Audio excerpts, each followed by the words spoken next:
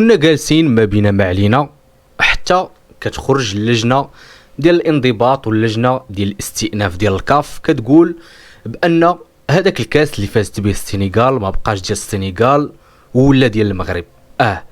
انا في اول لحظه اللي شفت فيها هذا الخبر هذا ما تيقش من طبيعه الحال. علاش؟ لان في اغلب الاوقات اللي كيوقعوا فيها بحال هاد الامور هذه فغالبا كتمشي الامور يعني على هذيك السلسله اللي كانت فيها.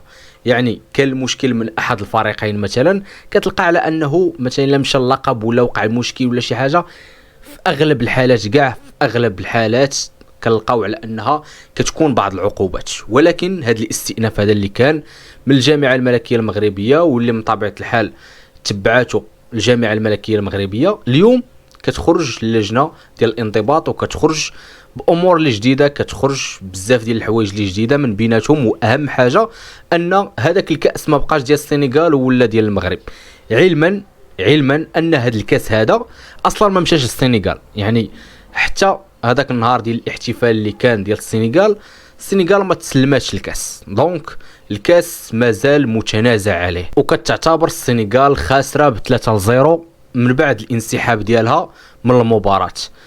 وكما عرف بزاف منكم اللي تبعوا هاد الامور هذه كيعرفوا بانه السنغال انسحبت لكثر من 15 دقيقه. دونك اخيرا يعني بدون عاطفه الاصدقاء خصنا نتفقوا بانه هاد الشيء بدون عاطفه كون كانت شي حاجه حنا غادي نقولوها من طبيعه الحال حنا كمغاربه.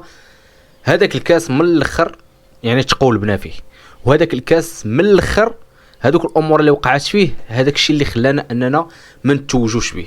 دونك هذا الشيء هذا اللي قراته لجنه ديال الاستئناف من طبيعه الحال حتى السنغال ما غاديش توافق عليه، وحتى هي بالدور ديالها غادي تنوض يعني وغادي تحاول انها تستأنف.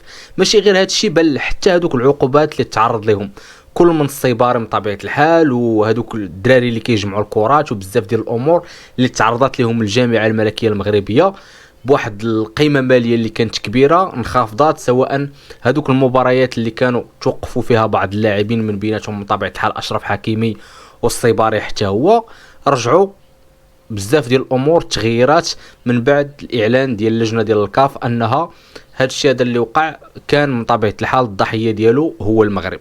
دونك من بعد هذا الشيء هذا كامل خرج هذا الاستئناف هذا، فغادي نتسناو الاستئناف ديال السنغال من طبيعه الحال اللي حتى هي ما غاديش تقبل بهذا الشيء وغادي تحاول انها ترفع الشكوى ديالها باش انها هاد اللجنه هذه ديال الانضباط دير اعاده ديال هذا الشيء هذا وتحاول انها تخرج الماكسيموم وتحاول انها على الاقل انها تخلي يعني الكاس ديال السنغال. دونك الايام الجايه غادي تحكم عاوتاني شنو غادي تخرج لنا هذه اللجنه هذه، واش الكاس غادي يبقى في المغرب ولا غادي يرجع للسنغال. دونك هذا الشيء هذا اللي واقع بحال كتشوف واحد الحرب اللي ما كتشوفش، واحد الحرب بارده ما بين جامعه ملكيه مغربيه اللي الاقوى في القاره من طبيعه الحال والجامعه ديال السنغال اللي من طبيعه الحال حتى هي راها بخبيزتها. دونك خليو لي الاراء ديالكم في الكومونتير لتحت. واش حتى نتوما تفاجئتوا بهذا الشيء؟ واش كتشوفوا بانه المغرب يستاهل انه يتوج بهذه الكاس هذه؟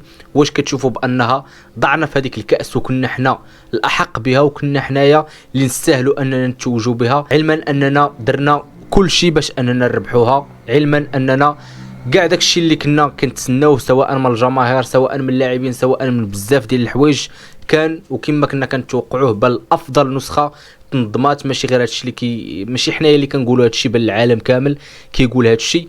واش كتشوفوا من بعد هادشي هذا كامل واش كتشوفوا باننا حنايا اللي نستاهلوا اننا نتوجوا بهاد الكاس هذه، ولا كتشوفوا بان داكشي اللي وقع هو اللي وقع وقدر الله وما شاء فعل؟ اراء ديالكم كتبوها لي في الكومونتير لتحت، والسلام عليكم.